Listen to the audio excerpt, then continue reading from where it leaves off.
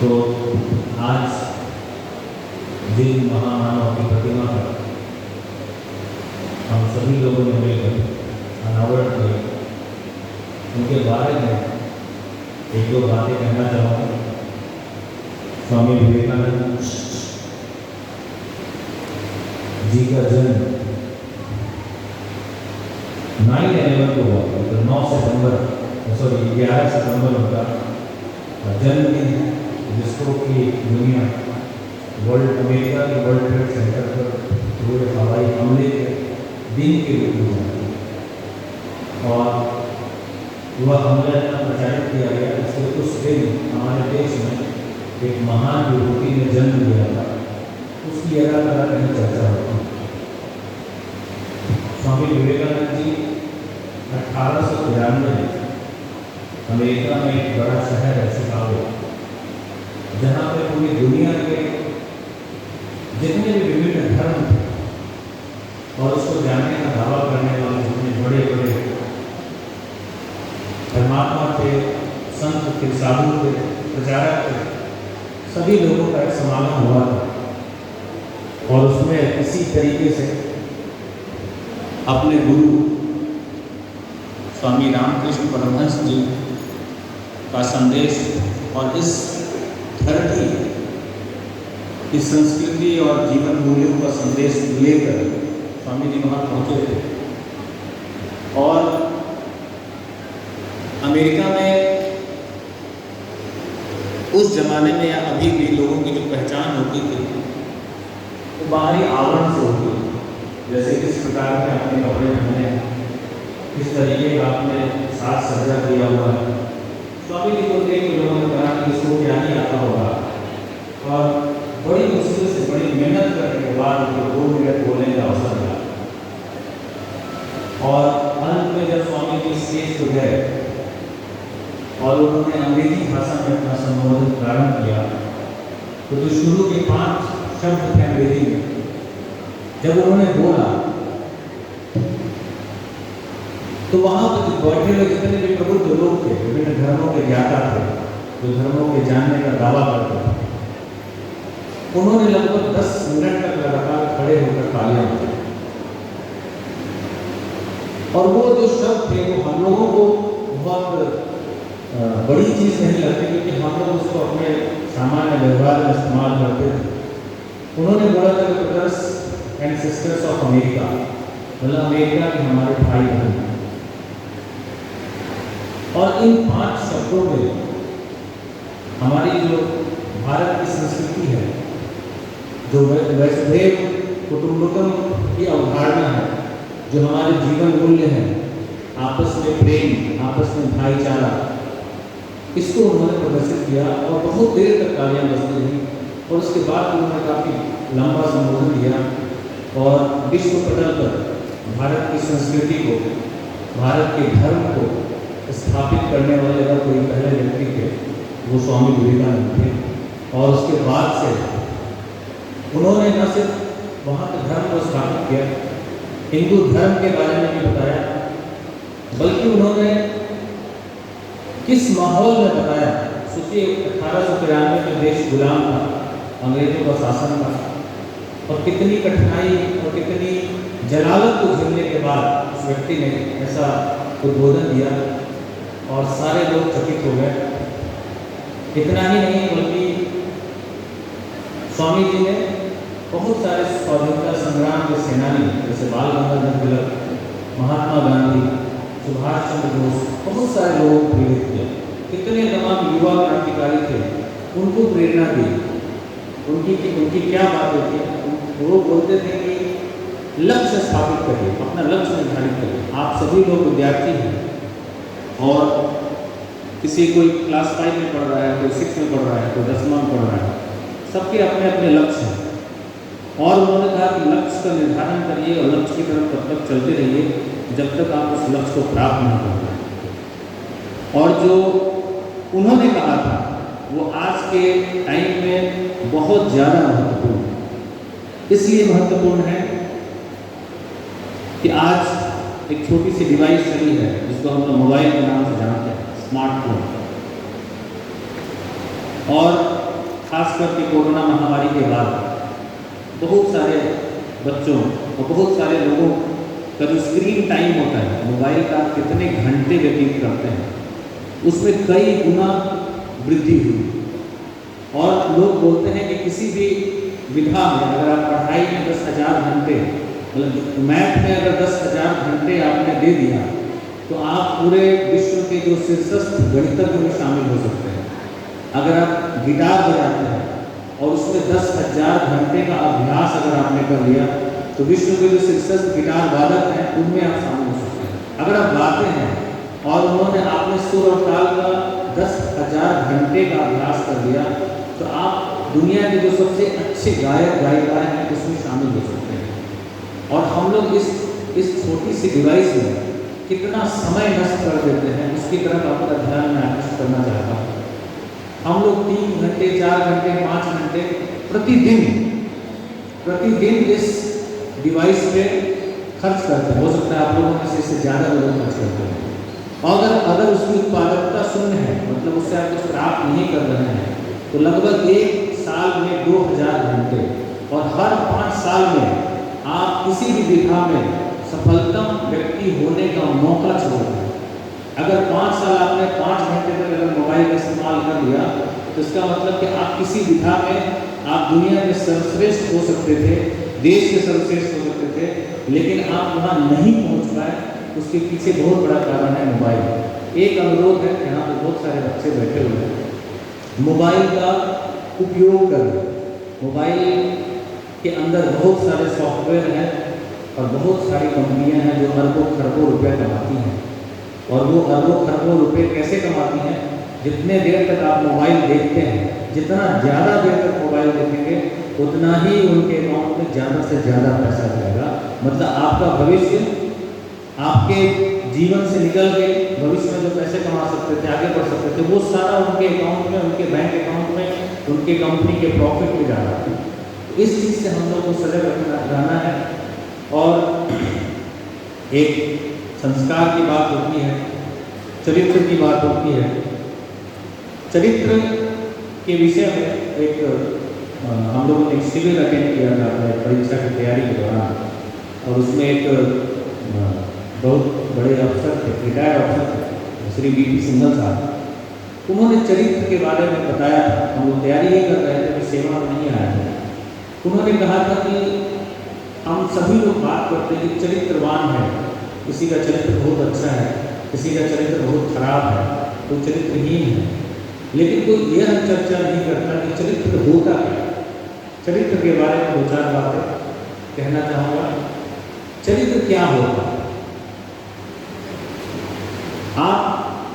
आपका जो व्यवहार है, आपके जो कर्म है, जो आप करते हैं और जो आप बोलते हैं और जो आप सोचते हैं, अगर इन 3 चीज़ों में अगर एक रूपता होती है, मतलब कि अगर आप जो सोच रहे हैं वही बोल भी रहे हैं और वही कर रहे हैं, इसका मतलब कि आप चरित्रवान हैं।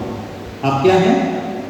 चरित्रवान हैं। और अगर इसमें एक रूपता नहीं है, जैसे एक कहावत है कि मुंह में राम बगल में छुरी, ठीक है, मुंह में आपने राम नाम का जाप किया और आपके मन में चल रहा है कि इसको मैं पटक दूंगा, इसको मैं धोखा दे दूंगा, उसको मैं धक्का दे दूंगा, या उसके साथ मैं ये गलत काम कर दूंगा, इसका मतलब आपका चरित्र, ये चरित्रहीनता, मतलब चरित्र है ही नहीं। क्योंकि आपके जो आप बोल रहे हैं, जो सोच रहे हैं और जो कर रहे हैं, उसमें कोई भी तारतम्य नहीं है। और चरित्र की जब बात करते हैं, हमारे भारत में प्रभु श्री राम की बात की जाती है और उनके चरित्र का गुणगान किया जाता है, उनको मर्यादा पुरुषोत्तम भी कहा जाता है। हम लोग पूजा करते हैं, अर्चना करते हैं, आरती करते हैं, लेकिन क्या हम लोग श्री राम के चरित्र से कुछ प्रेरणा लेते हैं? आप सभी लोग अपने अपने क्लास में पढ़ते हैं और अपने मोहल्लों में भी देखते होंगे श्री राम का चरित्र कैसा था। जब राम जी को उनके पिता ने कहा कि आप गद्दी पे बैठने वाले हो, अयोध्या का सम्राट बनने वाले हो, लेकिन अब आप नहीं बैठेंगे और उस गद्दी पर आपका भाई बैठेगा। मतलब इतना बड़ा साम्राज्य जिसके जो भी नियम कानून थे उस समय के अनुसार वही उसके उत्तराधिकारी थे। और उनको जब बोला गया कि आप इस गद्दी पर नहीं बैठोगे, बल्कि आपका जो अनुज है भरत, वह उस गद्दी पर बैठेंगे, कि पिता का आदेश था। और उन्होंने उसको सहर्ष स्वीकार कर लिया। 2-3 दिन बाद जब भरत आए, जो भरत थे वो अपने किसी रिश्तेदारी में गए हुए, अपने नाना के यहाँ गए हुए, और वहाँ से जब उनको वो आए और उनको जब यह चीज़ पता चली कि मेरे पिता ने किसी भी कारण से जो मेरे बड़े भाई हैं उनका हक मार करके उनका राज्य छीन करके मुझे दे दिया है, और वो खुद वनवास चले गए। भरत दौड़े दौड़े वन को गए और श्री राम के चरणों में गिर गए। उन्होंने विनती की कि मैं उस गद्दी पर नहीं बैठ सकता, मैं उस गद्दी पे नहीं बैठ सकता। और दोनों में बहुत लड़ाई हुई। तो श्री राम और भरत जी में बहुत लड़ाई हुई। जो वो लड़ाई थी और जो आज हम लोग लड़ाई देख रहे हैं वर्तमान समाज में, प्रतिदिन देखते होंगे, 2 भाई के बीच में छोटे से रास्ते पर भी विवाद हो गया, एक भाई ने दूसरे को पीट दिया।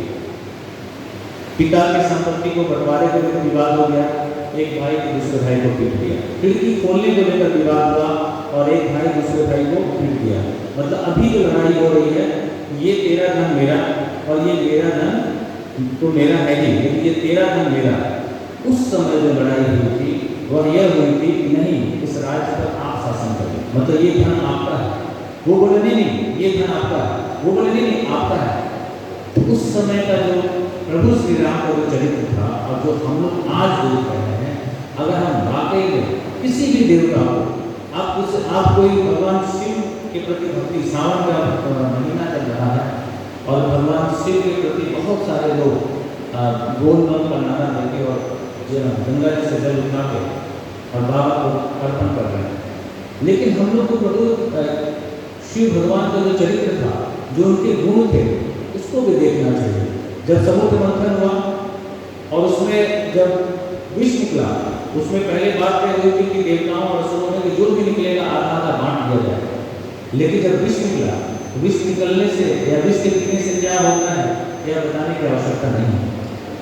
और उस विष को पीने के लिए कोई भी तैयार नहीं। शिव जी ने उस विष को पिया ताकि किसी और को नहीं पीना हो, ताकि किसी और को उसकी पीड़ा नहीं सहनी पड़े। और पीने के बाद भी आप जब भी शिव जी का वो देखेंगे, तो कोई उनकी फोटो देखेंगे, मूर्ति देखेंगे, तो देखेंगे उनका कंठ जो है नीला होता है, कंठ का जो कलर होता है वो नीला होता है। उस विष के पीने के कारण उनका कंठ का कलर नीला हो जाता है। लेकिन चेहरे पे कितनी शांति होती है, उनके सर में चंद्रमा का वास होता है। चंद्रमा को शीतलता का प्रतीक माना जाता है। तो मन कितना शांत है और कितना शीतल है, जबकि उस आदमी ने इतना बड़ा हवाला किया है, विष का पान किया है।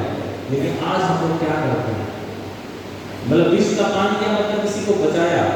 आज क्या हो रहा है, मौका मिले तो कोई दूसरे को विष पिला दे, अपने पीने की तो बात ही छोड़।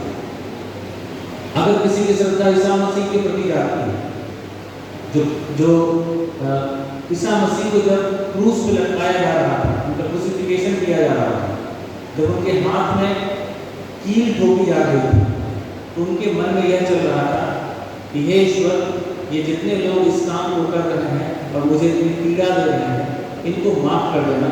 इनको इस चीज़ की जानकारी नहीं है, यह क्या कर रहा है। इतना दया का भाव, इतना करुणा का भाव।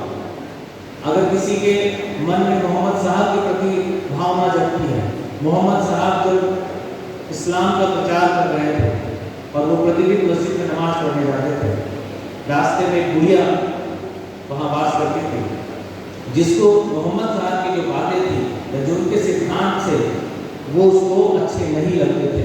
और उसका प्रतिदिन यही काम था कि जब भी मोहम्मद साहब उधर से निकलते थे, वो एक जितना पिछले दिन का पूरा कचरा इकट्ठा किए रहती थी, उनके बालकनी में आके और उनके सर पर फेंक देती थी।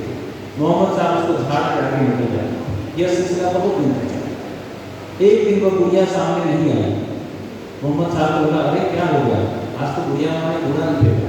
लोगों ने बोला, छोड़िए, अच्छा ही हुआ, प्रतिदिन आपको नमाज पढ़ने जब आप जाते थे तो आपको बीच में रुकावट डालती थी, आपके ऊपर बुरा करती थी, आपके कपड़े गंदे हो जाते थे, आप छोड़ दीजिए उसको, भूल जाइए। बोला नहीं, चलो देखते हैं। और जब वो गए तो उस दिन बुढ़िया माई की तबीयत खराब थी और वो काफ़ी बीमार थी। उन्होंने उसके लिए पानी, खाना और दवाइयों की व्यवस्था। और आज हम लोग क्या करते हैं, हम जिसको पूछते हैं सिर्फ अगरबत्ती दिखाने से उनके नाम को 100 बार, 108 बार, 216 बार, 1 करोड़ बार जपने से क्या होगा? अगर हम उनके जो गुण हैं या उनका जो चरित्र है, जिस चीज़ के लिए वो पूजे जाते हैं, अगर उसको हम लोग धारण नहीं करें, उनके बताए हुए रास्ते पर नहीं चले। मैं एक एग्जाम्पल देता हूँ, आप सभी लोगों के माता पिता हैं, उनकी इच्छा होती है कि हमारा बच्चा बहुत अच्छे से पढ़ाई करे, समय पर घर आए, समय पर खेलने जाए, अपने परीक्षा में अच्छा नंबर लाए। और आप लोग क्या करें, आप लोग अपने माँ बाप की तस्वीर को अपने जो आप जहाँ पढ़ाई करते हैं वहाँ पर उसको चिपका लीजिए और सुबह शाम अगरबत्ती लेके वो करिए, पूजा करिए। और उसके बाद दिन भर पढ़ाई मत करिए, दिन भर गलत काम करिए, घूमते रहिए, आवारागर्दी करते रहिए और पढ़ाई मत करिए। तो क्या आपके माँ बाप उससे खुश होंगे? क्या आपको लगता है कि अगर आप वह जो चाहते हैं, जो सही चीज़ है, जो करना चाहिए, उसको आप नहीं करके सिर्फ उनका पूजा पाठ करिए, मंत्रोच्चारण करके, उनका नाम जपिए, उनको अगरबत्ती दिखाइए, कुछ हासिल नहीं होगा। जब तक आप जिसको भी पूछते हैं, मानते हैं, उनके बताए हुए रास्ते पर नहीं चलेंगे, तब तक बहुत कठिन है जीवन में सफल होना। और देखिए, बहुत आज हम लोग कितनी प्रगति कर गया है भारत। 70वें साल में हम लोग आज़ादी के, और अभी 2 दिन पहले ही हमारा जो चंद्रयान विज्ञान वो चंद्रमा पर लैंड किया है। बहुत प्रगति कर रहे हैं, लेकिन यह प्रगति कब तक सही मुकाम पर नहीं पहुंचेगी जब हमारे हर गली में, हर मोहल्ले में शांति नहीं होगी। जब तक एक पड़ोसी दूसरे पड़ोसी के प्रति अच्छी भावना नहीं रखेगा, उसके अच्छाई के बारे में नहीं सोचेगा, तब तक बहुत अच्छे दिन नहीं, बड़ा मुश्किल है पाना। कि हम लोग अगर दूसरे के प्रति नकारात्मक भाव रखें तो बहुत कठिन समय आएगा। आप सबसे यही निवेदन है कि आप जिसको भी मानते हैं, जिसको भी पूछते हैं, उनके क्या कैरेक्टर है, उनके क्या गुण हैं, उसके बारे में जानिए, उसको फॉलो करिए। उसको फॉलो करेंगे तो आप भी प्रगति करेंगे, आपका परिवार भी प्रगति करेगा, समाज भी प्रगति करेगा और ये पूरा देश प्रगति करेगा। बहुत बहुत धन्यवाद।